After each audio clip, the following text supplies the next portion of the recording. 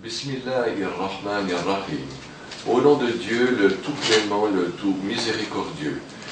Je vais continuer de vous lire les propos qui vous donnent l'explication de ces versets de la Bible, afin de vous montrer que tous ces versets qu'on cite en faveur de la divinité de Jésus est aussi appliqué à d'autres que Jésus, à savoir à d'autres prophètes, ou à ceux-mêmes qui ont cru en lui, ou aussi à ses apôtres.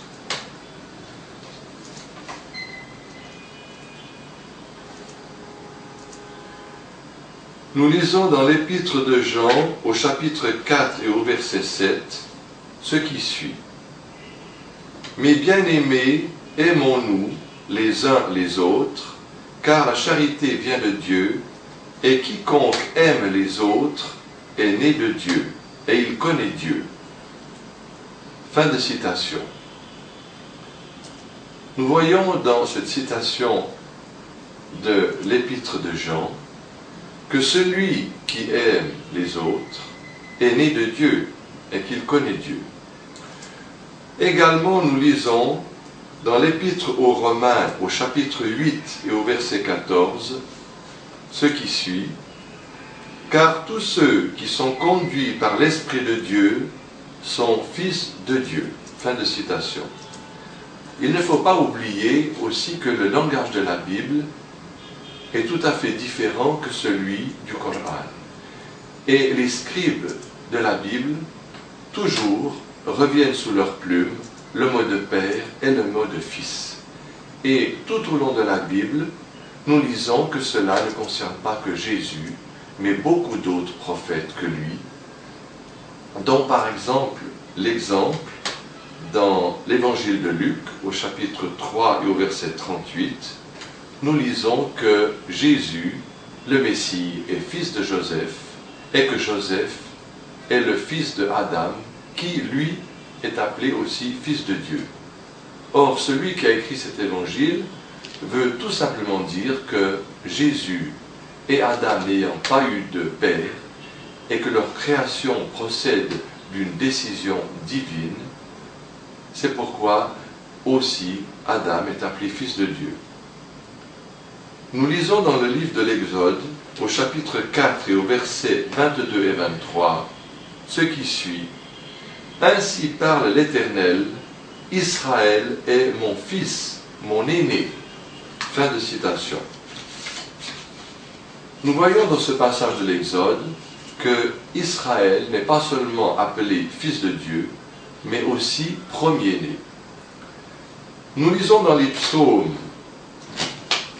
de David, au chapitre 2 et au verset 7, et aussi dans le psaume 89 au verset 24 et 27, ce qui suit.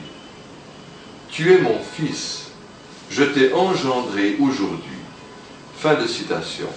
David ici est appelé fils aîné et engendré de Dieu, et il invoque Dieu en l'appelant son Père. Dans le deuxième livre de Samuel, au chapitre 7 et au verset 14, nous lisons ceci. Dieu dit en parlant de Salomon, « Je lui serai un père et il sera mon fils. » Nous lisons également dans le livre de Jérémie, au chapitre 31 et au verset 9, ce qui suit. On fait dire à Dieu, je cite, « Car je suis devenu un père pour Israël, et Éphraïm est mon premier-né. » Fin de citation. Si tous ces sortes de titres impliquaient la divinité, Israël, David, Éphraïm, Salomon auraient beaucoup plus de droit à la divinité que le Messie, car dans toutes les traditions et dans tous les usages, l'aîné a toujours le pas sur le cadet.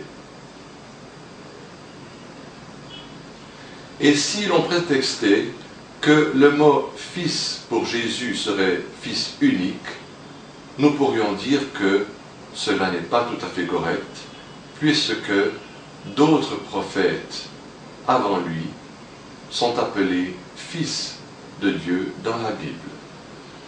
Mais aussi, il y a une preuve éclatante, c'est dans cet homme qui était sacrificateur de Dieu, qui était le roi de Salem, qui s'appelle Melchisédek. Melchisédek,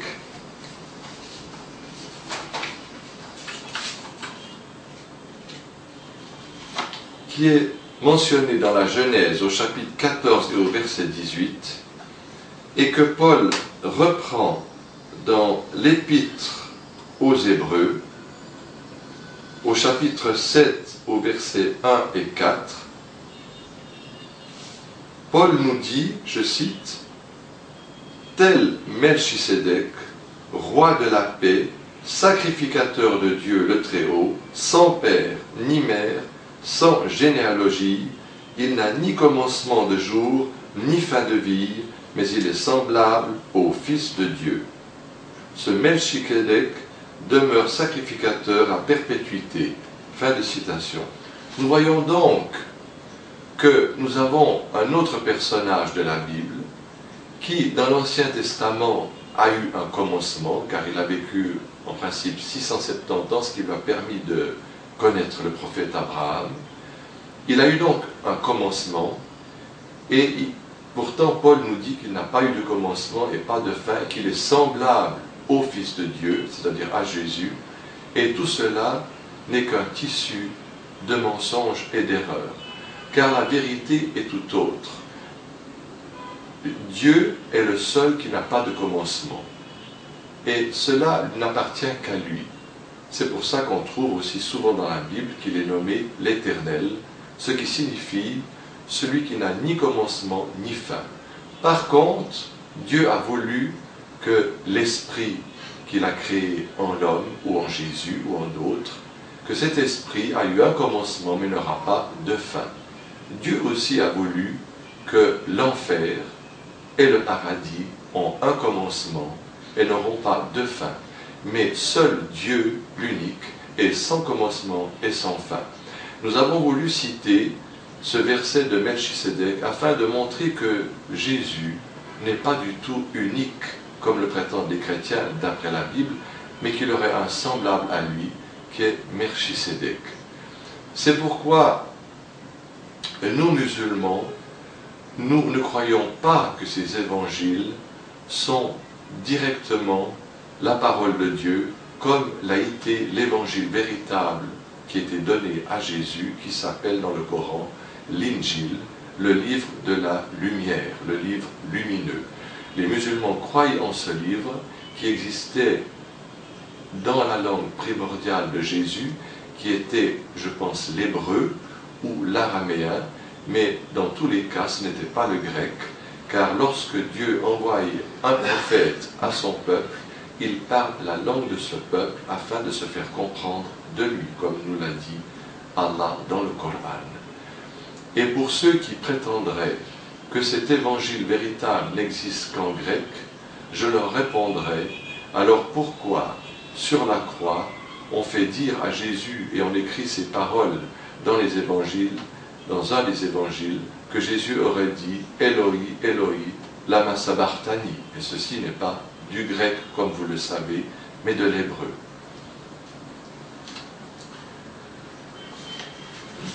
Dans le Coran, Dieu nous a dit dans un autre verset, pour confirmer ce qui était dans la sourate de Marie, dans la sourate El-Tawba, la sourate numéro 9, ce qui suit.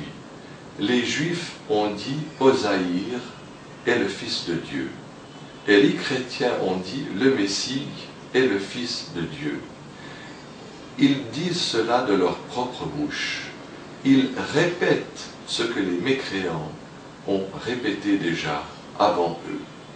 Qu'Allah les combatte et les anéantisse à cause de cette parole. Fin de citation. Nous voyons ici qu'on ne pourrait pas dire que le Coran n'entend pas le mot fils dans le même sens que les chrétiens, car Dieu dit bien les chrétiens ont dit. Donc Dieu sait très bien dans quel sens ils l'entendent. Or, puisque c'est une parole de mécréance, comment se fait-il que Jésus leur ait prononcées. C'est tout à fait inconcevable. Et puisque Dieu dit que c'est un mensonge qu'ils inventent de leur propre bouche, comment un mensonge pourrait être comment est-ce qu'un mensonge pourrait être la vérité, et de surcroît dans la bouche d'un prophète qui doit nous transmettre le message de Dieu en toute intégralité?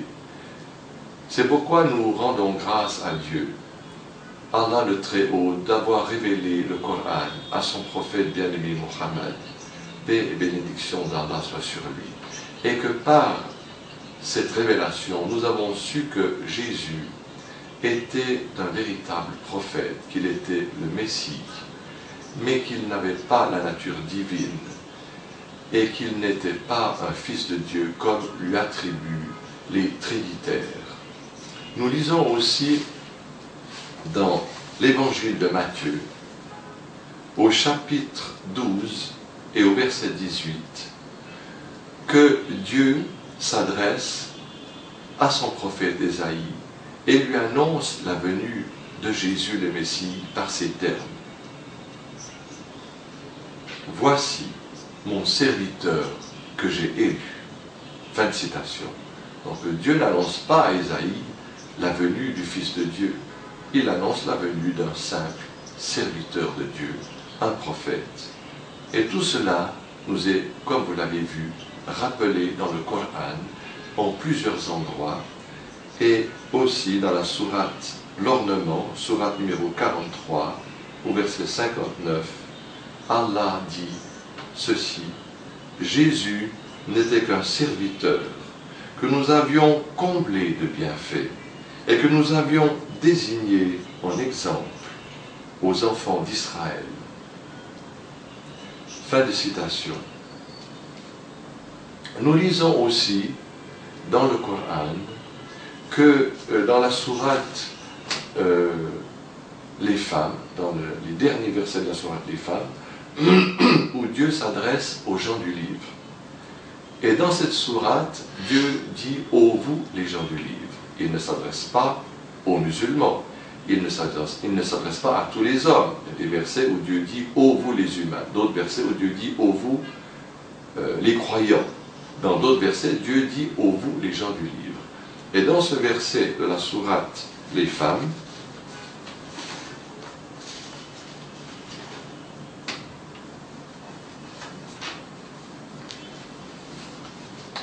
Dieu s'adresse ainsi aux chrétiens en disant « Ô vous les gens du livre, n'exagérez pas dans votre religion et ne dites de Dieu que la vérité. Le Messie, Jésus, fils de Marie, n'est qu'un messager de Dieu, sa parole qu'il annonça à Marie est un souffle de vie, un esprit honoré et créé par Dieu et venant de lui. Croyez donc en Dieu et en ses messagers, et ne dites pas trois, cessez de le faire, ce sera meilleur pour vous. Dieu n'est qu'un Dieu unique, il est trop glorieux et trop élevé pour avoir un fils. C'est à lui qu'appartient tout ce qui est dans les cieux et sur la terre, et Allah suffit comme protecteur. Jamais le Messie ne trouve indigne d'être un serviteur d'Allah, ni les anges rapprochés de lui, et ceux qui se trouvent indignes de l'adorer et s'enfler d'orgueil. Il les rassemblera tous vers lui.